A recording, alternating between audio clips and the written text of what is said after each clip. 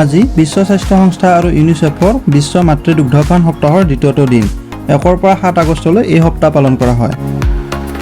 1863 চনত প্ৰথমবাৰৰ বাবে ভূগৰ্ভস্থ ৰেলপথ হিচাপে লণ্ডন আণ্ডাৰগ্ৰাউণ্ড মুকলি কৰা হয় আৰু 1890 চনত ইয়াৰ প্ৰথম বিদ্যুৎ চালিত আণ্ডাৰগ্ৰাউণ্ড লাইন মুকলি হয়, যাৰ ফলত ই বিশ্বৰ আটাইতকৈ পুৰণি মেট্ৰ' হিচাপে পৰিগণিত হয়। 1858 চনৰ আজিৰ দিনটোত যুক্তৰাজ্যৰ অৰ্থাৎ ইউকেৰ সাংসদে গৃহীত কৰা ভাৰত চৰকাৰ আইনৰ জৰিয়তে ভাৰতৰ শাসনভাৰ ইষ্ট ইণ্ডিয়া কোম্পানীৰ হাতৰ পৰা নিজৰ অধীন কৰি লয়।